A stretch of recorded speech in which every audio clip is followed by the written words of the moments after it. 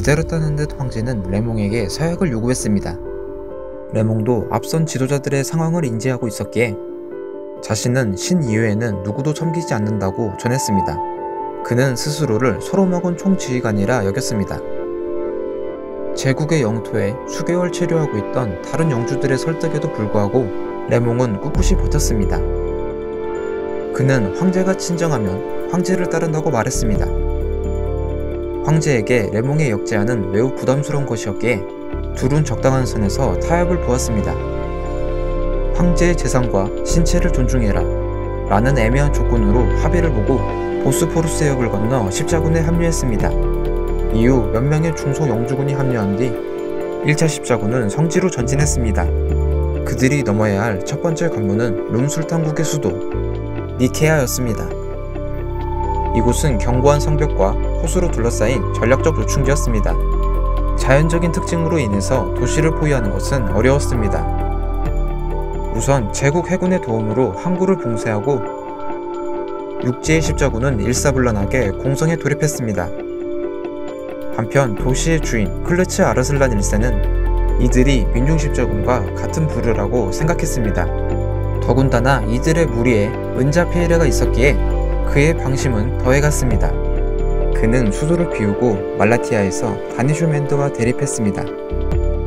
그러나 이번에 온 무리들이 전투에 능한 전사들이라는 것을 파악한 클르츠 아르슬란은 휴전으로 전선을 매듭짓고 수도로 향했습니다. 5월 21일 십자군과 술탄의 군대는 격전 끝에 술탄 클르츠 아르슬란이 패배했습니다. 클르츠 아르슬란은 임신한 부인과 가족들마저 버리고 도주했습니다. 니케아 수비군에겐 이해관계에 따라 행동하라는 명이 하달됐습니다. 황제는 니케아 수비군에게 주민의 생명과 재산을 보장한다라고 약속했으며 십자군을 도시로 들이지 않겠다고 했습니다.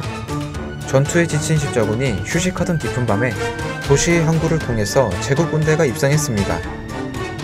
다음날 성벽 위에 펄럭이는 제국의 깃발을 본 십자군은 분노와 억울함에 사로잡혔습니다. 비록 서약을 했지만 한마디 상의도 없이 도시를 꿀꺽 삼킨 황제의 행동은 비겁해 보였습니다.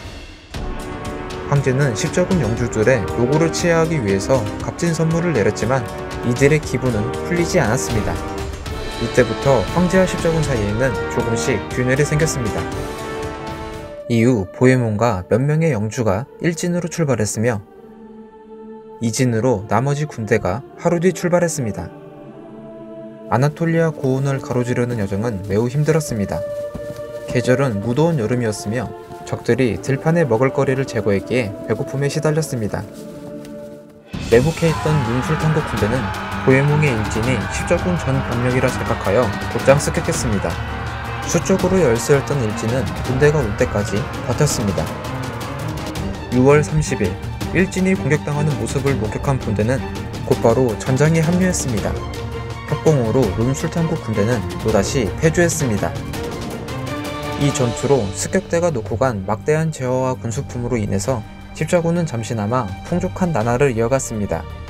이후 벌어진 몇 차례의 전투로 십자군은 근방의 이슬람 세력들에게 공포의 대명사가 되었습니다. 더위와 배고픔으로 적극적인 약탈을 행하며 1097년 10월 21일 십자군은 대도시 안티오코를 마주하게 되었습니다. 여기까지 행군할 때 말들이 죽어서 양과 염소, 돼지, 개 등에 짐을 실어 진군했다고 합니다. 짐의 무게로 인해서 동물들의 등가죽이 까지기도 했고 기사가 말 대신 소를 탔다고 합니다. 니케아만큼이나 견고한 안티오코를 공략하기에 십자군은 상당히 지쳐 있었습니다. 영상이 유익하셨다면 구독과 좋아요, 힘이 되는 광고 시청과 알람 설정 부탁드립니다. 그럼 다음 이야기로 찾아뵙겠습니다. 안녕히 계세요.